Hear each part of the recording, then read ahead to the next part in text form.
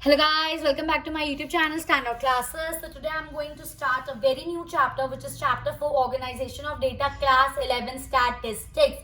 And बिल्कुल सही, हम ये जो अब सेकंड स्टेज पढ़ने वाले हैं, जिस बच्चे ने मेरी प्रीवियस वीडियोस देखी उसमें मैंने डिटेल में आप लोगों के साथ ये चीज डिस्कस करी थी कि जब हम स्टैटिस्टिकल डेटा कलेक्ट करते हैं, first we have to collect it, then we have to organise it, then we have to present it, फिर हम उसको एनालाइज मतलब पढ़ते हैं, देन फाइनली इंटरप्रेट मतलब कंक्लूजन निकालते हैं। किसी डेटा का हर डेटा को स्टैटिस्टिक्स नहीं बोल सकते अगर आप उससे कंक्लूजन ड्रॉ आउट नहीं कर सकते। तो यहाँ तक हम अभी तक पढ़ते हुए आ रहे हैं। इससे पहले मैं आपके साथ चैप्टर 3 कलेक्शन ऑफ डेटा बिल्कुल अच्छे से डिटेल में डिस्कस कर चुकी हूँ, जिसके अंदर वी स्टडीड कि हम डेटा कहाँ से कलेक्ट कर सकते हैं। सेंसस मेथड से भी और सैंपल मेथड से भी डेटा कलेक्ट करा जा सकता है अकॉर्डिंग टू योर सर्वे जो आप स्टडी करना चाहते हो। अब जब हमने डेटा कलेक्ट कर लिया है, उसके बाद हमारी नेक्स्ट स्टेप क्या आती है? We have to organise the data. पर ये होता क्या है? What is this organisation of data? It refers to arrangement of data in such a form that comparison of similar data is possible। मतलब जो आपने डेटा कलेक्ट करा है उसे इस तरीके से अरेंज करा जाए जिससे हम इजीली, आप ये भी कह सकते हैं कि उनको पढ़ के कोई कंक्लूजन निकाल सके, या फिर जिसके अंदर हम डिफरेंट अगर एक डेटा है, समझना बात को, बहुत सारा आपके पास डिफरेंट टाइप का डेटा है, उसमें से सेम चीजों को आपने क्या कर दिया, एक ग्रुप बना दिया, अरेंज कर दिया, एक तरीके से आपने अपने डेटा को क्या फिल्टर कर दिया, ऑर्गेनाइज कर दिया, ताकि आप इजीली फिर अपना डेटा कंपेयर कर सको। इस चीज को हम बोलते हैं ऑर्गेनाइजेशन ऑफ डेटा। जब हम डेटा को इस तरीके से अरेंज करते हैं कि हम कंपैरिजन कर सके of similar data. I hope guys ये चीज आपको बिल्कुल अच्छे से क्लियर है। ठीक है, इसी के बाद इसके अंदर आपकी नेक्स्ट चीज आती है, that is classification of data. अब आप डेटा को क्लासिफाई कैसे करोगे? What do mean by class? Class क्या होता है, क्लासिफिकेशन क्या होता है, वो अब हम इस चीज में पढ़ेंगे। और एक चीज समझना बिल्कुल रूट से, बिल्कुल जड़ से, ताकि आपको अच्छे से समझ आ जाए। कोई भी डाउट हो कमेंट करके मुझे जरूर बताना, और सब्सक्राइब भी कर दो यार स्टैंड आउट क्लासेस अगर अभी तक नहीं करा है तो। ठीक है, so moving on to classification of data. Distributing the data into different classes on the basis of characteristics is known as classification of data। ऐसा समझ नहीं आएगा, बात को समझना मेरी। ठीक है, अब क्या है, मेरे पास अलग अलग टाइप का डेटा है। फॉर एग्जाम्पल मैं डेटा ले लेती हूँ, मैंने 200 फैमिलीज का डेटा इकट्ठा करा, 200 फैमिलीज का मैंने यहाँ पर डेटा इकट्ठा करा है। ठीक है, जिसके अंदर मैंने उनकी इनकम इंक्लूड करी है कि उनकी इनकम क्या है, उनका एक्सपेंडिचर क्या है, उनका रिलीजन क्या है, ठीक है, उनका साइज ऑफ फैमिली क्या है, एटसेट्रा। ये सब मैंने डेटा कलेक्ट करा है। अब क्या करूँ, ये सारा डेटा अलग है भाई, इसके अंदर जो मैंने डेटा कलेक्ट करा है उसके अंदर लोगों की इनकम भी है, उनका खर्चा भी है, उनका रिलीजन भी है, उनका साइज ऑफ द फैमिली भी है। तो ये तो हमारे लिए बस एक रॉ डेटा हुआ। अब मैं इसका करूँ क्या? अगर अब मुझे इस डेटा को, जो सब कुछ मिक्स है, इसको पढ़ना है तो मुझे इसको अच्छे से ऑर्गेनाइज करना पड़ेगा। ऑर्गेनाइज करने के लिए मुझे इसको क्लासिफाई करना पड़ेगा, और क्लासिफाई करने के लिए आपको उसको क्लास में डिवाइड करना पड़ेगा। बात को समझो, अभी समझ आएगा, बिल्कुल टेंशन मत लो। आप सोच रहे हो कि एकदम से मैं क्या बोल रही है, समझ ही नहीं आया कुछ, बिल्कुल सर के ऊपर से, कोई टेंशन वाली बात नहीं है जब मैं हूं यहाँ पर। ठीक है, तो मैंने क्या बोला कि आपको क्लासिफाई करना है। अब बस मेरे वर्ड्स को ना बहुत ध्यान से समझना। जो आपके पास इतना सारा डिफरेंट टाइप का डेटा है, आप उसको क्लासेस में डिवाइड करोगे। क्लासेस मतलब ग्रुप्स में डिवाइड करोगे।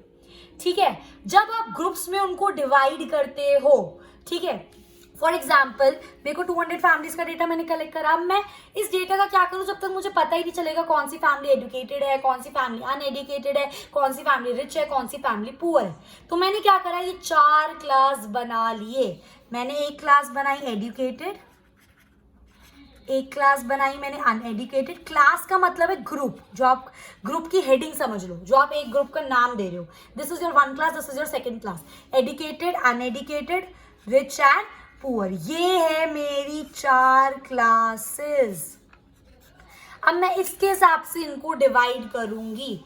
मुझे लग रहा है इनकम, तो मैं इनकम को किस में डालूंगी, रिच या पुअर में डिवाइड करूंगी। खर्चा मैं किस में डालूंगी, अगेन रिच या पुअर में।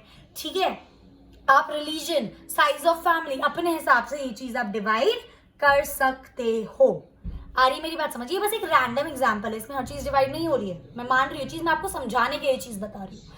बात आ रही है मेरी समझ में क्या बोल रही हूँ? तो जब आप डेटा को डिवाइड करते हो। क्यों डिवाइड कर रहे हो? क्योंकि इस डेटा के अंदर बहुत सारे डिफरेंट कैरेक्टरिस्टिक्स हैं। तो आप क्या करते हो, देखो मेरे पास इतना डेटा, इसमें income, expenditure, religion, size of family सब कुछ मिक्स है, तो मैंने सारा इनकम वाला उठा के एक ग्रुप बना दिया, सारा एक्सपेंडिचर वाला उठा के एक ग्रुप बना दिया, सारा रिलीजन वाला उठा के एक ग्रुप बना दिया, और सारा साइज ऑफ फैमिली वाला उठाकर एक ग्रुप बना दिया। तो ये क्या हो गया मेरा, जो डिफरेंट डिफरेंट कैरेक्टरिस्टिक्स थे, तो सेम सेम कैरेक्टरिस्टिक्स थे, उनको उठाया और उनका क्या बना दिया, एक ग्रुप बना दिया। तो इसको बोलते हैं हम क्लासिफिकेशन ऑफ डेटा। जब आपके पास डाइवर्स पॉपुलेशन होती है, उसमें से सेम पॉपुलेशन के आप क्या बना देते हो, ग्रुप्स बना देते हो, या फिर मैं कह सकती हूँ कि आप सेम पॉपुलेशन को क्लासिफाई कर देते हो ताकि आप इजिली उसको पढ़ सको। आई मेरी बात समझ? तो classification is part of organisation of data, क्योंकि एक तरीके से हम डेटा को क्लासिफाई कर रहे हैं, ऑर्गेनाइज ही तो कर रहे हैं ताकि हम उसको अच्छे से पढ़ सकें। बिल्कुल सही, ठीक है। इसको आप ऐसे भी बोल सकते हो, conversion of raw material into statistical series. जो आपका रॉ मटेरियल था, आपने उसको प्रॉपर एक सीरीज में लगाई है। सीरीज अभी हम पढ़ेंगे आगे इस वाले चैप्टर में, इसी चैप्टर में पढ़ेंगे आगे सीरीज क्या है। बट जो रॉ डेटा था, आपने उसको एक ऑर्डर में अरेंज करा, एक प्रॉपर सीरीज में अरेंज करा, जिससे आप कंक्लूजन निकाल सको। तो क्या है ये, क्लासिफिकेशन ही तो है।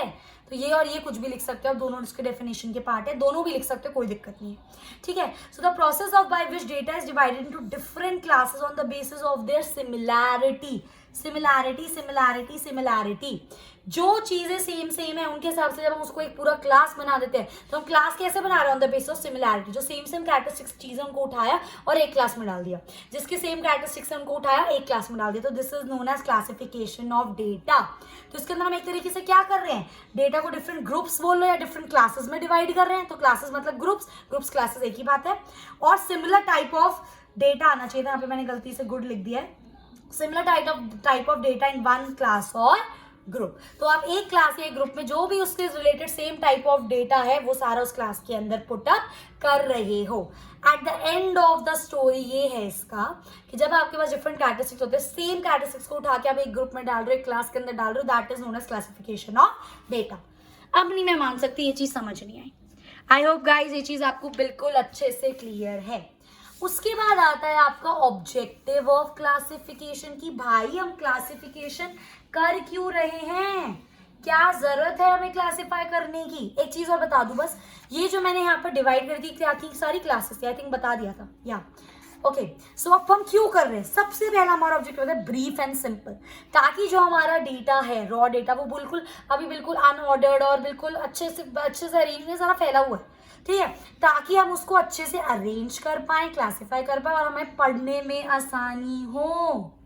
मेन ऑब्जेक्टिव क्या है, डेटा को स्टडी करके कंक्लूजन निकालना। तो वही पढ़ने के लिए, वही कंक्लूजन निकालने के लिए हम उसको क्लासिफाई कर रहे हैं, ताकि हम इजीली उसको आराम से पढ़ पाए। इसलिए ब्रीफ एंड सिंपल स्टडी के लिए क्लासिफाई करना बहुत जरूरी है। नेक्स्ट आता है आपका इसका utility. Now what is this utility? Classification enhances the utility of data because as it brings out similarity. यूटिलिटी मतलब कैसे, आप क्या कर रहे हो, सेम जो आपकी कैरेक्टरिस्टिक्स वाली चीजें उनको एक ग्रुप बना रहे हो, तो एक तरीके से सारी सेम चीजें एक साथ दूसरी सेम चीजें एक साथ, तीसरी सेम चीजें एक साथ। तो आपने क्या कर दिया, एक तरह से डेटा की यूटिलिटी, मतलब देखते ही पता चल जाएगा भाई ये इसका, ये इसका, ये इसका है। तो क्लासिफिकेशन से यूटिलिटी बेटर हो रही है। उसके बाद आता है आपका डिस्टिंक्टिवनेस। इसका मतलब क्या, सारी अलग अलग चीजें, इसलिए तो हम क्लासिफिकेशन कर रहे हैं, क्योंकि हमको पता है एक पॉपुलेशन के अंदर कितनी सारी अलग अलग चीजें हैं, है नहीं है कितनी सारी अलग अलग चीजें। तो इसलिए हमने क्या करा, सेम चीजों का एक ग्रुप बना दिया। तो classification makes obvious difference. Classification में सब इजीली, देखो मेरा ग्रुप 1, ग्रुप 2, ग्रुप 3 है, तो मैं इजीली अब इन तीनों के बीच में डिफरेंस बता सकती हूँ, क्योंकि तीनों अलग अलग ग्रुप्स हैं, ठीक है। उसके बाद आता है कंपेरेबिलिटी। जब आपने सेम चीजों का ग्रुप बना दिया, सब कुछ अलग अलग कर दिया, तो इजीली आप चीजों को कंपेयर नहीं कर सकते, बिल्कुल कर सकते हैं। उसके बाद आता है आपका scientific arrangement.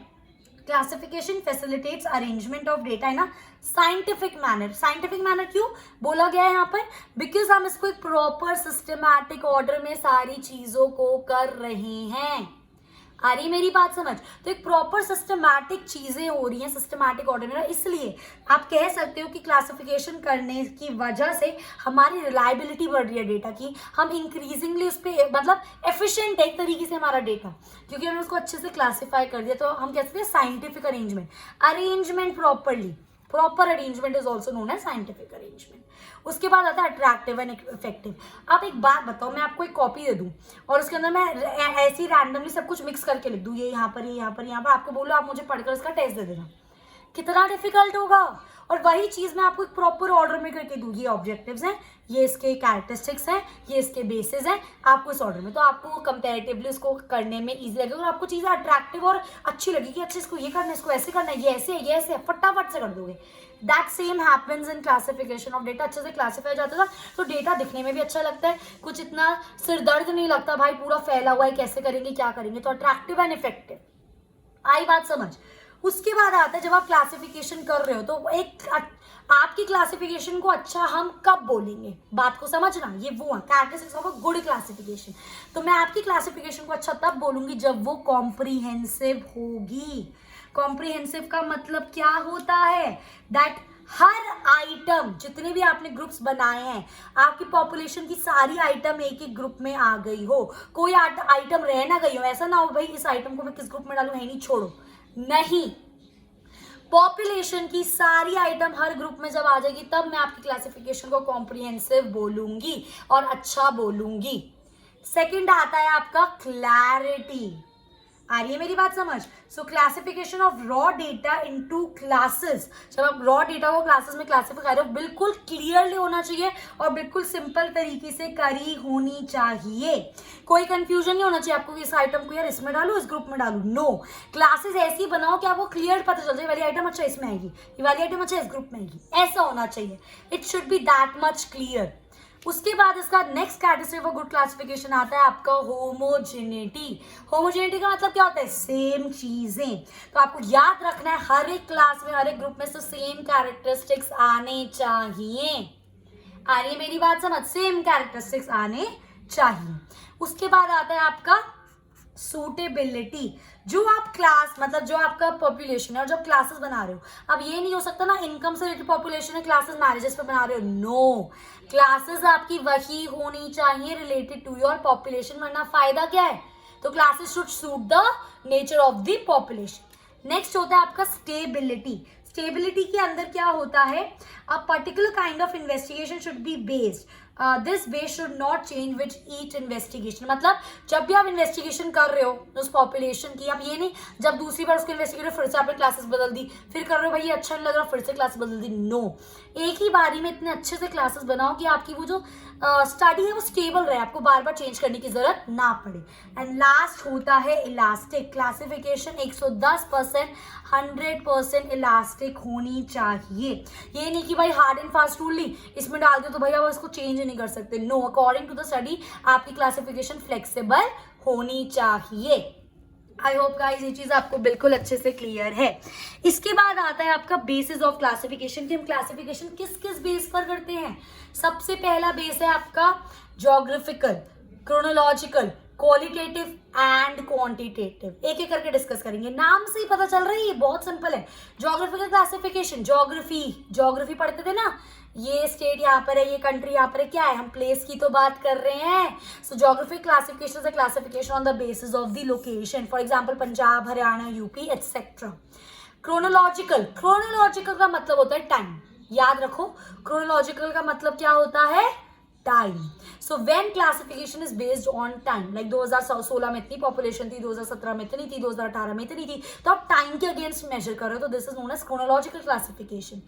Qualitative classification is a classification जो हम करते हैं according to the quality, like on the basis of IQ level, on the basis of intelligence. जिन फैक्टर्स को हम नंबर्स में नहीं लिख सकते उनको हम क्वालिटेटिव फैक्टर्स बोलते हैं, कि हम सबको पता है। तो when the classification is done on the basis of qualitative attribute is known as qualitative classification. जैसा कि मैंने आपको एग्जांपल दिया IQ का, इंटेलिजेंस का।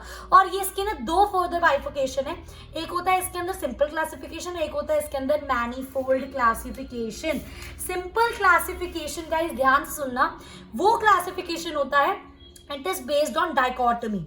It is based on what, dichotomy. Yes, I was right, it is based on dichotomy. Dichotomy का मतलब क्या, फर्दर उसको डिवाइड ही नहीं कर सकते हो। फॉर एग्जाम्पल मैंने बोला हेल्दी और अनहेल्दी, दो मैंने क्लास बना दी, हेल्दी एंड अनहेल्दी।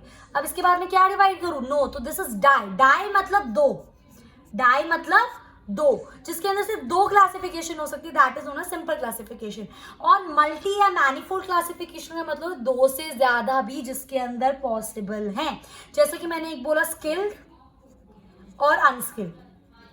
अब मैंने क्या करा, स्किल्ड और अनस्किल्ड को भी फर्दर ब्रेक कर दिया। स्किल के अंदर लिटरेट इलिटरेट, इसके अंदर लिटरेट इलिटरेट। अब मैंने इसको आगे और डिवाइड कर दिया। लिटरेट के अंदर रूरल एंड अर्बन, यहाँ पे भी रूरल अर्बन, यहाँ पे भी रूरल अर्बन और यहाँ पे भी rural urban.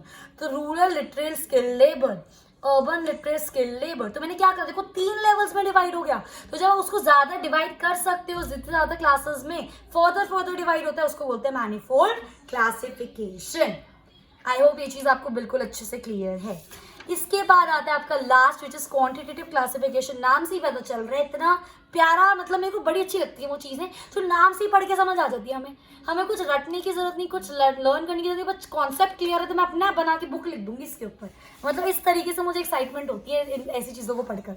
So when classification is done on the basis of numbers, 1000 से 2000 इतने लोगों की इनकम है, 2000 से 3000 इतने लोगों की इनकम है, 4000 से 5000 इतने लोगों की इनकम है। क्या नंबर्स का ही तो डेटा है, और इस डेटा को हम क्लासिफिकेशन ऑफ वेरिएबल भी बोलते हैं, क्योंकि नंबर्स क्या है, एक तरीके से वेरिएबल है। चीजें चेंज होंगी, वो नंबर्स चेंज होते रहेंगे।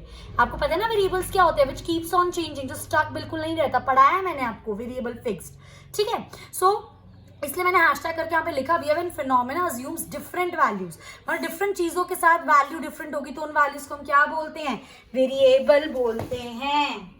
आई होप गाइज ये चीज आपको बिल्कुल अच्छे से क्लियर है। So with this I am stopping here for this video. In my next video I will be starting with the concept of variable. तब तक इसको बिल्कुल अच्छे से कर लेना। अब आगे थोड़ी सी चीजें टेक्निकल होती रहेंगी तो डिटेल में पढ़ते रहना, नोट्स बनाते रहना और साइड बाय साइड प्रैक्टिस करते रहना। Practice makes the man perfect. So I will see you in my next video. Till then, happy learning. And yeah, please, if you like my video, please like it, share with your friends and subscribe. Standout classes अगर अभी तक नहीं करा है तो I will see you in my next video. Till then, happy learning. Bye bye.